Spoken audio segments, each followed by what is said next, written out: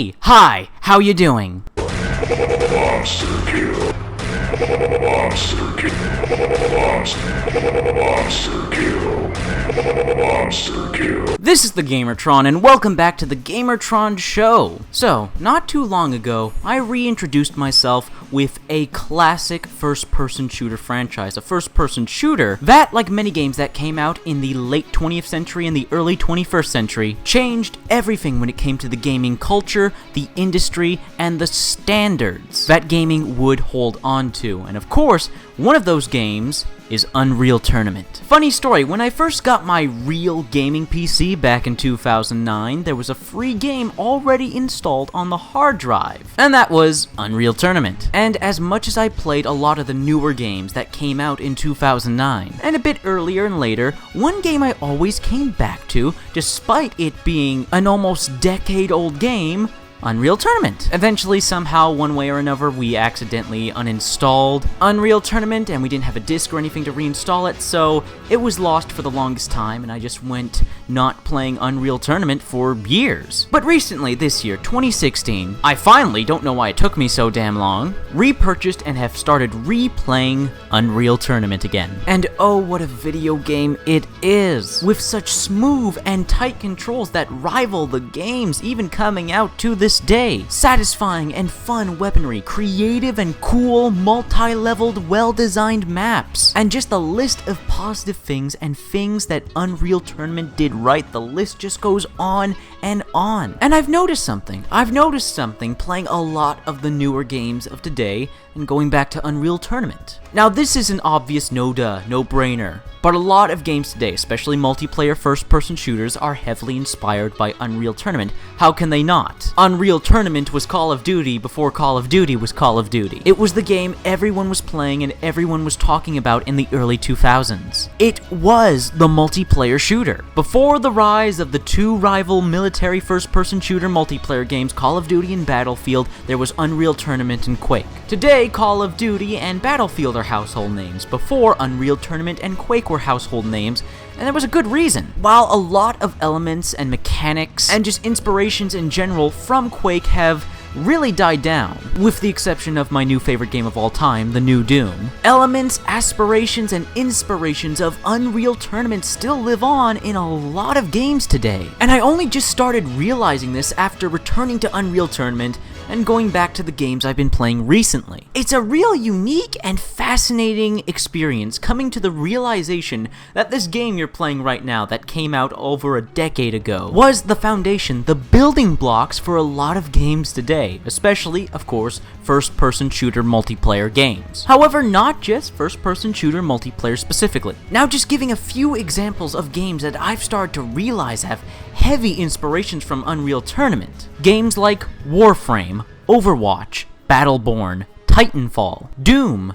Paragon, and Evolve. And there are many more examples, but these are just a few I'm going to give so that this video doesn't go on for an hour of me listing off games, mostly shooters, that have deep roots that run all the way to Unreal Tournament. Keep in mind, just in case there's any sort of misconception, this is in no way a bad thing. It's just a very interesting observation, seeing how the games of the future were so affected by the games of the past and what games of the past had the most influence of the games of today. Now you have to understand, when it comes to Unreal Tournament was the original and firstborn in terms of a great deal of aesthetics, designs, both mechanically and aesthetically. For instance, when it comes to multiplayer map design, Unreal Tournament set the golden standard for how a multiplayer map should be designed. It should have its own character, its own unique playstyle, interesting utilizations of verticality, the high ground, having secret paths and shortcuts, and designing the maps in such a way that there are 101 different possibilities for different shootouts, different unique confrontations to happen on the map. If you design a multiplayer map and combat always engages, a shootout always starts in the same place at the same time in the same way, with no variation or no way to use the map or memorize the map, utilizing your knowledge, your layout of the map along with your skill at the gameplay to get some sort of advantage or the drop on enemies without it being exploitative? If your multiplayer map doesn't do that, and instead the other thing, then most likely it's not going to be a very replayable or memorable multiplayer map. No two multiplayer maps should feel the same, and Unreal Tournament nailed this. Every map has a completely different character and design and atmosphere. On top of that, shootouts and combat happen in such varying ways on such varying parts of the map that it just doesn't get old. Now, something that's both mechanical and aesthetical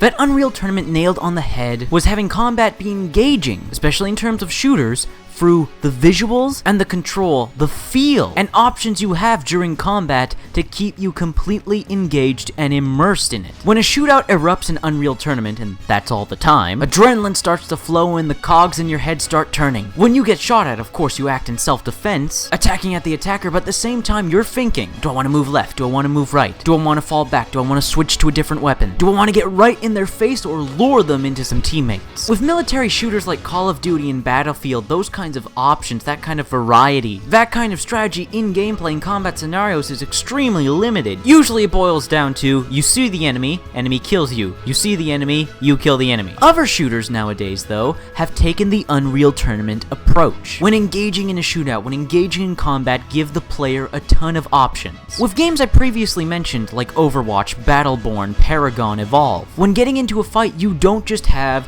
your base weapon or a few other base weapons to pick from, you also have special abilities and in some cases special movement options. While Unreal Tournament's movement options were somewhat limited, with the exception of a few power-ups, the basic premise remains the same. Provide the player options in combat. With Unreal Tournament, it was its weapons, it was its map layout, it was its power-ups. But now with games today such as Battleborn, Overwatch, Evolve, Titanfall, while the importance of map layout is still present, instead of having power-ups and having each player carry a plethora of different weapons, with some weapons being obviously better than others. Instead, with these new games, it focuses on giving the players one or two solid, diverse weapons with their advantages and disadvantages, while also providing a plethora to each character or individual customizable player, a variety of activatable abilities, and sometimes even more than that. For instance, in Overwatch, Battleborn, and Evolve, each game has a unique roster of varying playable characters, inspired by the diverse characters found in MOBAs, with each of these characters sometimes filling unique roles, such as attacker, tank, medic, things that, while didn't exist in Unreal Tournament, promote some of the same gameplay mechanics as Unreal Tournament. That being, every shootout, every combat scenario is never going to be exactly the same. With Unreal Tournament, it was map layout and how many weapons and how much health and armor each player had. With games nowadays, it's map layout and character team composition. On a more mechanical and relatable level though, Unreal Tournament also set the rules for how weapons are supposed to feel and work. However, though, Unreal Tournament did have a certain mindset that some weapons would be definitely better than others. However, that did encourage players to go out into the map, engage in combat, and fight for those better weapons, which led to some unique skirmishes over map control. That is something unique to Unreal Tournament, and other games have sort of strayed away from that and done their own variations on map control and player engagement. With Overwatch, they have their objectives. With Battleborn, they also have objectives, but also minions. With Evolve, it's one team chasing after another player. With Titanfall, it has objectives, its unique movement system, and titans. It's spawnable, playable giant mechs. Granted, it's perfectly fine for these games to have their own styles. I promote different styles, more variation, making sure the games themselves feel fundamentally different from one another. However, going back to what I said earlier, Unreal Tournament laid the groundwork for how multiplayer weapons should feel and respond. They need to be reactive, they need to feel different, they need to have impact, and they just need to look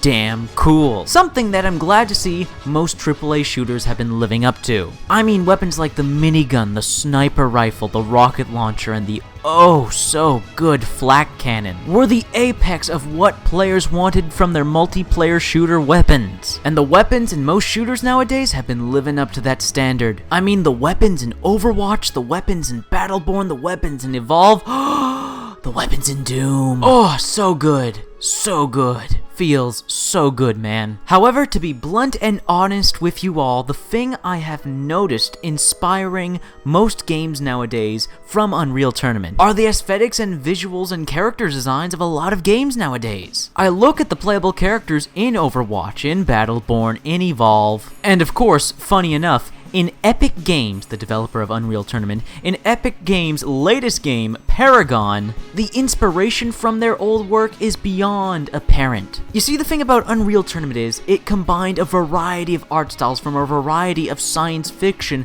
back in the early 2000s and late 90s. Hell, even older, going back to 80s and 90s sci-fi. The bulky space marines, the complex dynamic robots, the animal-like aliens. I mean, come on, honestly, don't tell me that you couldn't take the characters right out of Overwatch, right out of Battleborn, right out of Evolve. Don't tell me you couldn't take those characters right out of those games, put them in an Unreal Tournament game, and they would fit in perfectly. The visual inspiration is entirely noticeable, and that is by no means a bad thing. It's a good thing for Unreal Tournament because it shows you the impact that this game had.